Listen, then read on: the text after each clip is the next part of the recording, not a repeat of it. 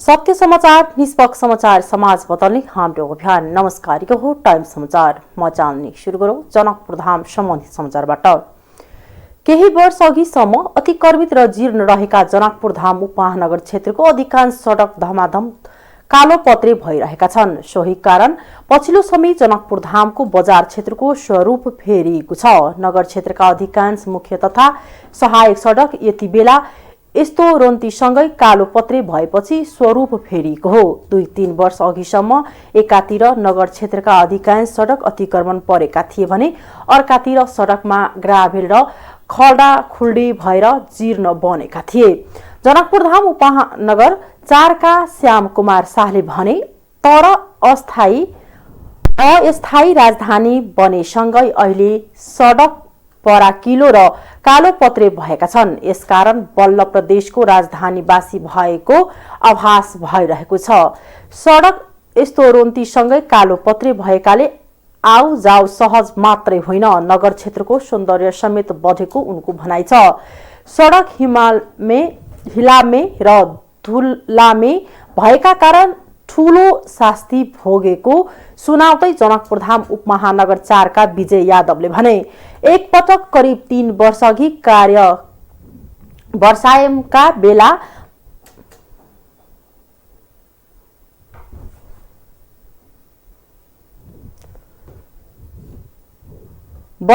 बेला बाटोमा हिलो जमेको थियो। त्यसमा लडेर घाइते समेत भएको थिए। वर्षा लागेपछि नगर क्षेत्रका बाटोमा हिँड्न पनि समस्या हुन्थ्यो, तर अहिले सडक चिल्ला भएकाले कुनै बेला पनि सहजै हिँड्न सक्ने अवस्था भइसकेको छ। सडक सघारो र जीर्ण हुँदा कदम चौकबाट रामानन्द चौकसम्म 1 घण्टासम्म लाग्थ्यो, तर अहिले मुस्किलले 10 मिनेट पनि लाग्दैनन्। यादवले भने, पहिला सडकको दुरवस्थाका कारण बाहिरी जिल्लाबाट आउने मानिस पुनः जनकपुर आउन चाहँदैन थिएन, तर अहिले सडक सफा र बजार फराकिलो भएपछि बाहिर जिल्लाबाट मानिस आउने क्रम हप्तै बढेको छ।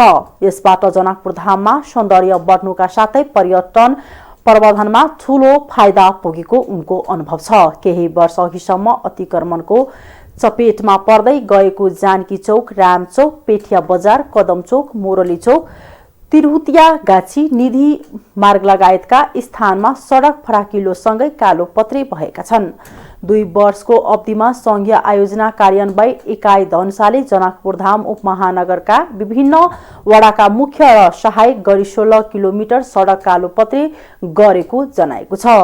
सघन शहरी कार्यक्रम अन्तर्गत आर्थिक वर्ष 2076-77 देखि हालसम्म जनकपुरधाम नगर क्षेत्रका विभिन्न वडाका 16 किलोमिटर सडक कालोपत्रे गरिसकेको संघीय आयोजना कार्यान्वयन इकाइ धनुषाका सूचना अधिकारी लक्ष्मण यादवले जानकारी दिए।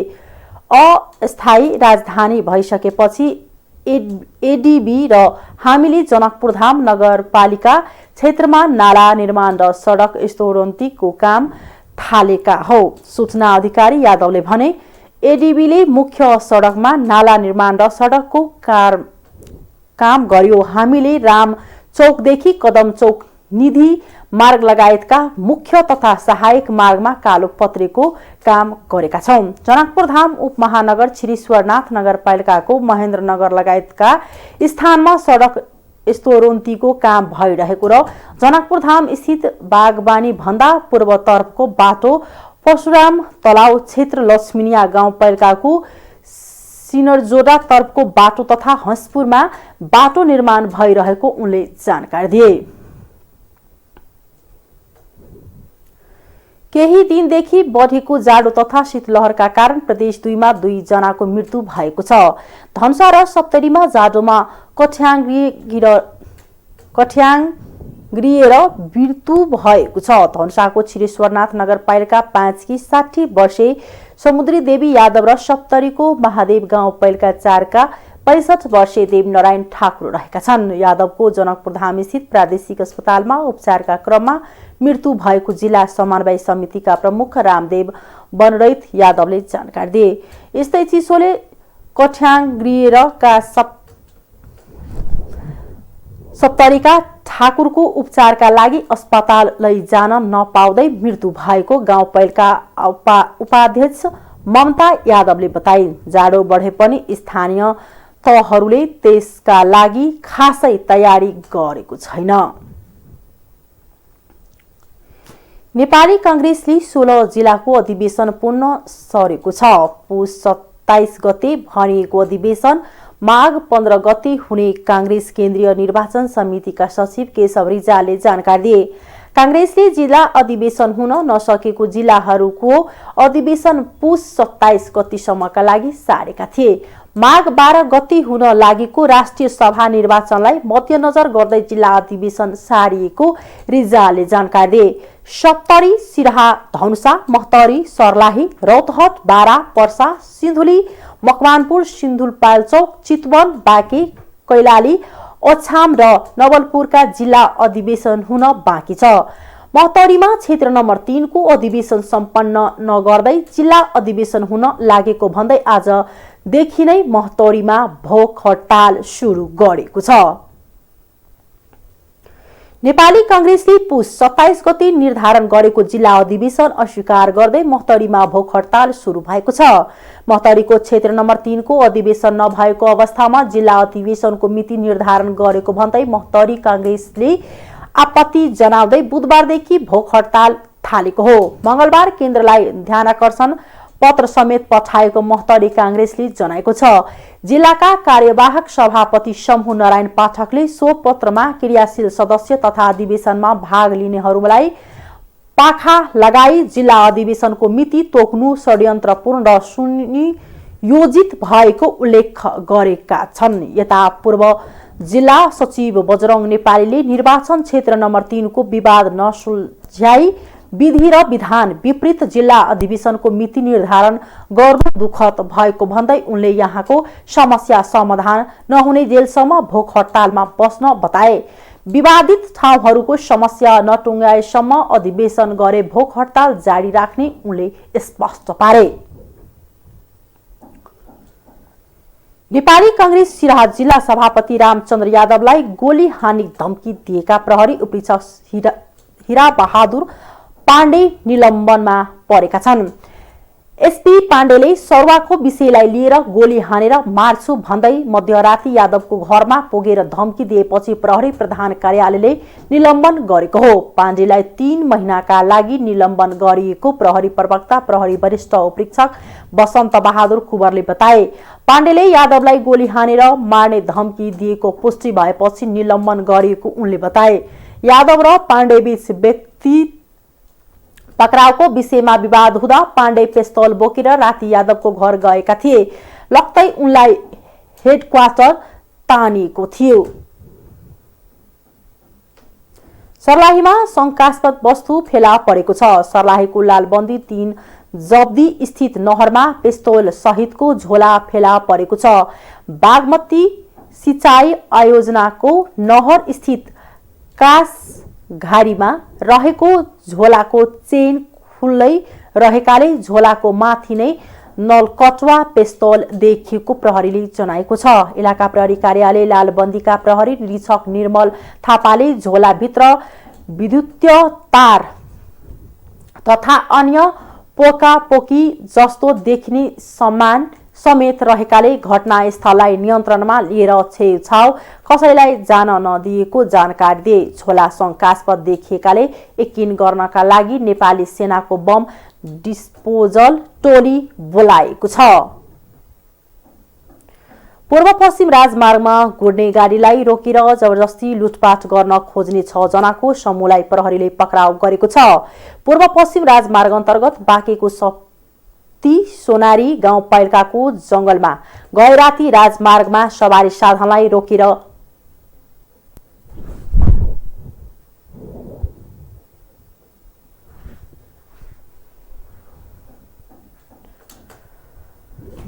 जबरजस्ती पैसा मागिरहेको अवस्थामा उनीहरूलाई पक्राउ गरिएको अगैया प्रहरी चौकीका प्रहरी सहायक निरीक्षक खगेन्द्र केसीले जानकारी दिनुभयो। पक्राउ पर्नेमा दुर्गा टम्टा सन्तोष पहाडी लगायत छन्।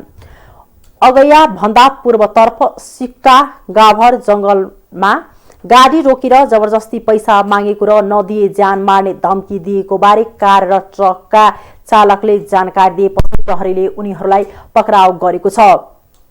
लुटपाटमा संलग्न उनीहरू 1463303 नम्बरको कारमा सवार रहेको प्रहरीले जनाएको छ। उनीहरूलाई कारबाहीका लागि इलाका प्रहरी कार्यालय कोहलपुरलाई बुझाइएको छ। राष्ट्रिय सभा निर्वाचनका लागि एक उम्मेदवारलाई बढीमा 3,50,000 रुपैयाँ खर्च गर्न पाउने निर्वाचन आयोगले जनाएको छ। आगामी माघ 12 गते हुन निर्वाचनका लागि उम्मेदवारहरूले प्रचार प्रसार, सवारी साधन, भेला गोष्ठी लगायतका विभिन्न शीर्षकमा गरी 3,50,000 रुपैयाँ खर्च गर्न पाउनेछन्। उम्मेदवारले सबैभन्दा धेरै खर्च गर्न पाउने शीर्षकमा गोष्ठी तथा अन्तर्क्रिया रहेको छ, जसमा 1 लाख रुपैयाँ खर्च गर्न पाउनेछन्। सवारी साधन खरिद वा भाडामा लिन र त्यसमा लाग्ने इन्धनको लागि 80,000 रुपैयाँ खर्च गर्न पाउनेछन्। कार्यालय सञ्चालनका लागि 70,000 रुपैयाँ खर्च गर्न पाउनेछन् भने प्रतिनिधि परिचालनर परिचालन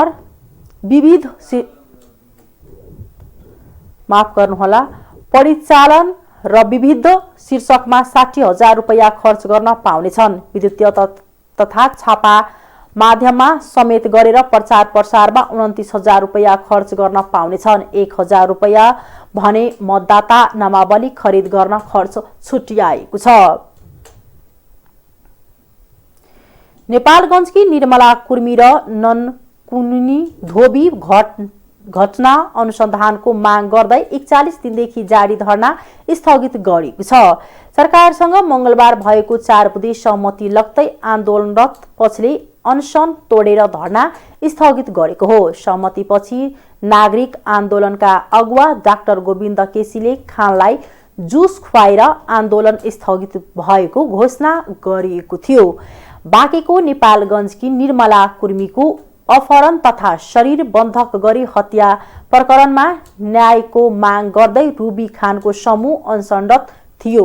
यस क्रममा गृह मन्त्रालयको तर्फबाट सहसचिव मुकुन्द प्रसाद निरौला, सहसचिव प्रदीप कुमार कोइराला, सहसचिव भीष्म कुमार भूषाल, सुरक्षा तथा प्रशासन विज्ञ सुनिल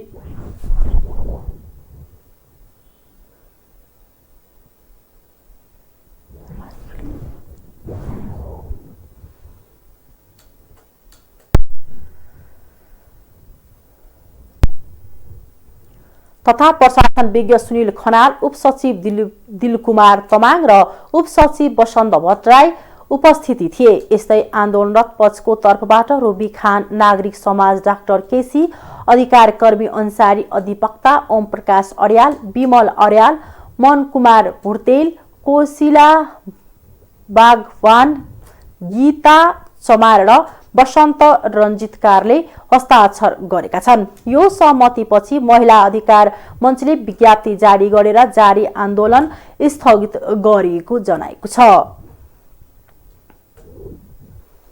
आर्थिक समाचार।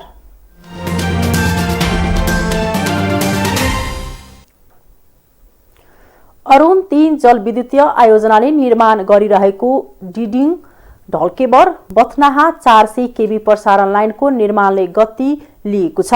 अरुण तेस्रोबाट उत्पादन हुने 900 मेगावाट विद्युतीय भारत लैजानको लागि आयोजनाले 117 किलोमिटर लामो 400 केबी प्रसारण लाइन निर्माण गरिरहेको छ।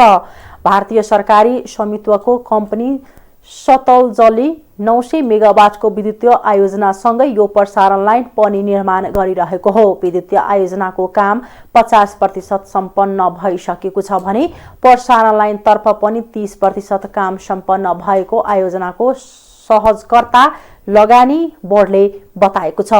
यो प्रसारण लाइनको दायाँ बायाँ दुवैतर्फ 21-21 मिटर राइट अफ वे छोड्नेछ। आयोजनाका लागि धनुषा, मतरी र भोजपुरमा जग्गा अधिग्रहणको काम कतै पूरा भएको छ भने कतै सुरु भएको छ। अन्तर्देशीय यो प्रसारण लाइनमा नेपाल तर्फको 117 केमीमा 217 केमीमा मात्रै 450 वटा टावर निर्माण हुनेछन्। त्यसमध्ये धनुषा, महतरी लगायतका ठाउँमा 100 भन्दा बढी टावरको फाउन्डेसन बनाउने काम पूरा भएको छ। सखुवा सभादेखि धनुषा धाम 7 वटा जिल्ला पार गर्दै भारतमा समेत निर्माण हुने यो अन्तर्देशीय प्रसारण लाइन नबनेसम्म उत्पादित विद्युतीय भारत निकासी गर्न सम्भव नभएकाले आयोजनाले विद्युतीय उत्पादन सँगै प्रसारण लाइन आयोजना पनि सम्पन्न गर्ने लक्ष्य राखेको छ। सन् 2025 सम्ममा विद्युतीय उत्पादन गर्ने लक्ष्य भए पनि आयोजनाले दैनिक 3000 कामदारलाई 300 चरणमा काम लगाएर तोकेको समयभन्दा 2 वर्ष अघि नै सम्पन्न गर्ने बताएको छ। यसकारण यो प्रसारण लाइन पनि सन् 2023 भित्रै पूरा गर्ने पर्ने छ। यो प्रसारण लाइनमा कोशी कोरिडोरमा पर्ने अन्य आयोजनाबाट उत्पादित विद्युतको पूर्वदेखि पश्चिमसम्मको आन्तरिक प्रसारण राजमार्गको मुख्य अंश बनाउँदै ती आयोजनाको विद्युतीय भारत निकासी गर्नका लागि समेत नेपालका लागि महत्त्वपूर्ण मानिएको छ। आयोजनाबाट विद्युतीय उत्पादन सुरु भएपछि नेपालले 157 मेगावाट विद्युतीय निशुल्क पाउनेछ। उक्त विद्युतीय नेपालमा खपत नहुने अवस्थामा सोझै भारतलाई नै बिक्री गर्न सक्ने विद्युतीय प्राधिकरणले बताउँदै आएको छ। प्रबन्धक कम्पनीले 25 वर्षपछि उक्त आयोजनाको सबै संरचनाहरू चालु अवस्थामै नेपाल सरकारलाई हस्तान्तरण गर्नेछ। अन्तर्राष्ट्रिय समाचार।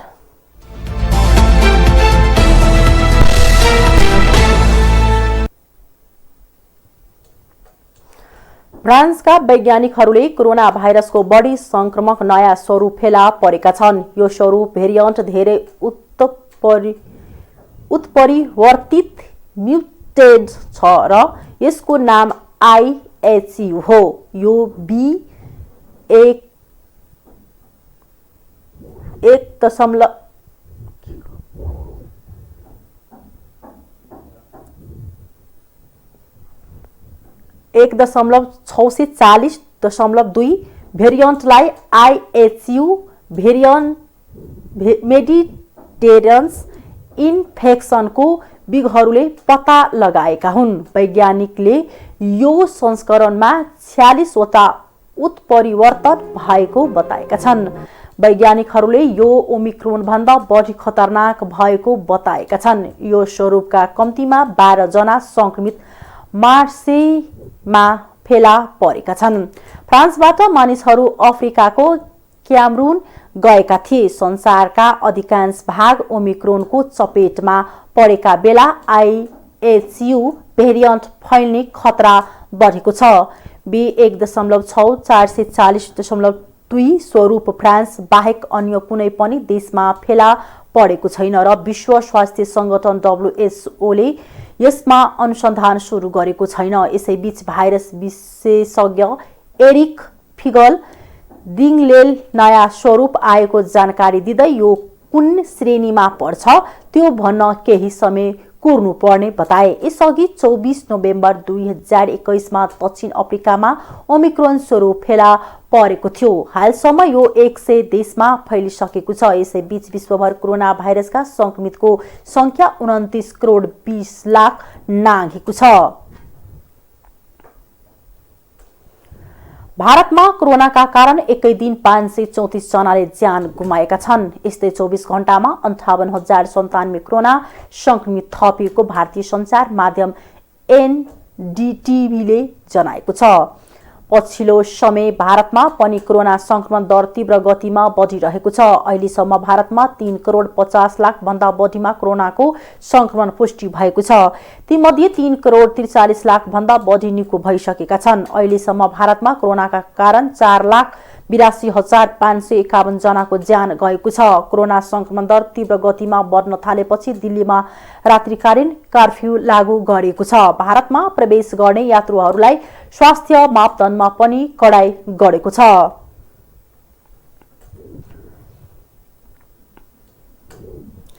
खेल समाचार।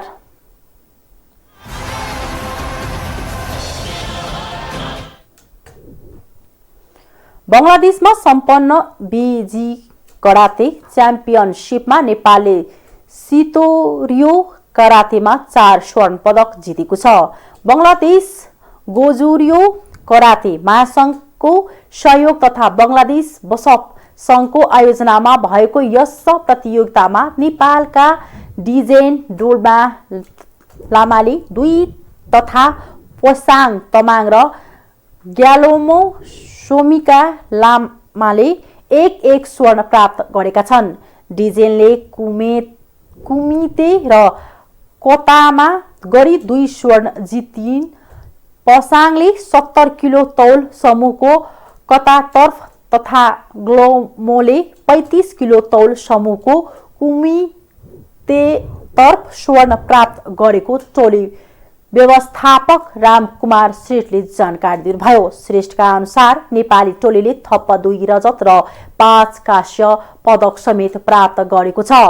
पोसाङ तमाङले 70 किलो र राजदेव बमजनले 65 किलो तौल समूहको कुमितेतर्फ रजत प्राप्त गरेका हुन्। त्यसै गरी रविन्द्र कुवरले खुलातर्फ युरोडिस रोक्काले 60 किलो, उमेश भण्डारीले 55 किलो, रविन बुढाथोकीले 45 किलो तथा उमङ्ग बुढाथोकीले 14 वर्ष मुनि उमेर समूहमा कांस्य पदक प्राप्त गरेका छन्।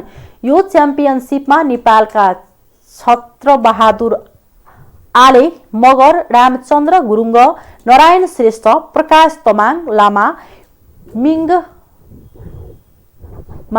तमाङ र गणेश लाल श्रेष्ठले निर्णायकको भूमिका निर्वाह गरेका थिए।